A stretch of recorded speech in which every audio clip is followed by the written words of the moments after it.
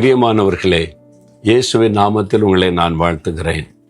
தமிழ்நாட்டில் ராமேஸ்வரம் கடற்கரையில் இருக்கிற படகுகள், ஆயிரக்கணக்கான மீனவ சகோதரர்கள் இங்கே அவங்களுடைய படகுகளை விட்டுருக்கிறாங்க.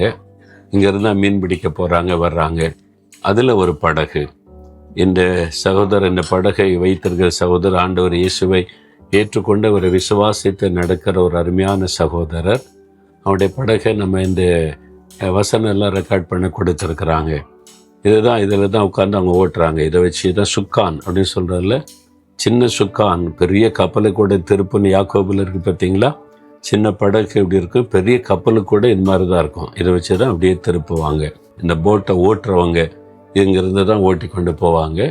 பின்னால் வலைகள் எல்லாம் வச்சுருக்கிறாங்க. வலைகளை போட்டு மீன் பிடித்து கீழ்ப்பகுதியில் தான் மீன்களை சேர்த்து வைக்கிற இடம் இருக்குது.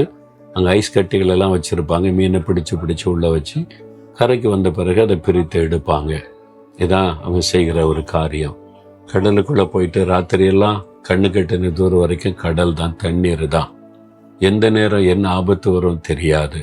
ஆனால் ஒரு நம்பிக்கையோட இவங்க பிரயாணப்பட்டு போய் மீன் பிடிச்சிட்டு வர்றாங்க. இவங்களுக்காக நம்ம அதிகமாக ஜெபிக்கணும். அட்லீஸ்ட் மீன் சாப்பிடுவீங்கள்ல, மீன் குழம்பு வச்சு மீன் பொரிச்சு அந்த நேரத்திலேயாவது இந்த மீனவ சகோதரர்களை நினைத்து ஒரு நிமிடம் ஜெபம் பண்ணுங்க. இது காரணமாக இருக்கிற மீனவ சகோதரர்களை, குடும்பங்களை ஆசீர்வதிங்க, பாதுகாத்து கொள்ளுங்க. நிறைய மீன்களை கொடுத்து ஆசீர்வதிங்கன்னு அவங்களுக்காக ஜெபம் பண்ணுங்க. அது ரொம்ப முக்கியம். சரியா? சரி, இந்த நாள் ஆண்டவர் எனக்கு என்ன வசனம் வச்சிருக்கிறான்னு நினைக்கிறீங்களா? எபேசியர் 4:27 ஆண்டு சொல்றாரு, பிசாசுக்கு இடம் கொடாமலும் இருங்கள்.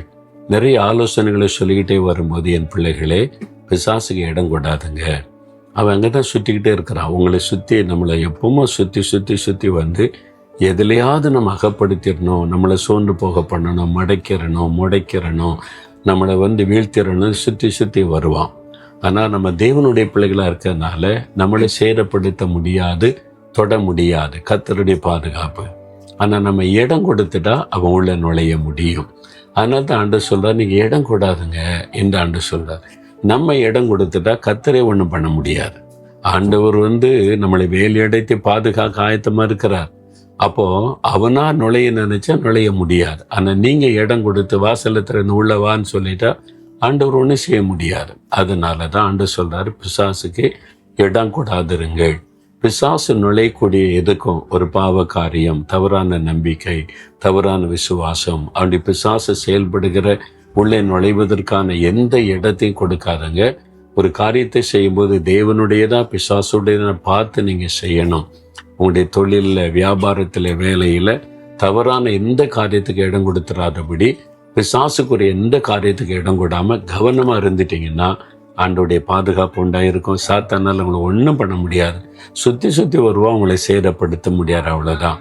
பிசாசுக்கு இடம் கொடுத்துட்டீங்களோ, இன்னைக்கு ஆண்டவரே என்னை மன்னிச்சிருங்க, நான் இடம் கொடுத்துட்டேன், என்னை மன்னிச்சு மறுபடியும் உங்களுடைய ரத்தத்தின் வல்லமைகள் ஒப்பு கொடுக்குறேன்னு சொல்லுங்க. சாத்தான் நுழையாதபடி பாதுகாப்பார். ஜெபிக்கலாமா? தகப்பனே, நீ கொடுத்த ஆலோசனைக்காய் ஸ்தோத்திரம். எங்களுடைய மீனவ சகோதரர்களுக்காக ஜெபிக்கிறோம். அவளையும் அவருடைய தொழிலையும் ஆசீர்வதித்து பெருக பண்ணும், குடும்பத்தை ஆசீர்வதியும்.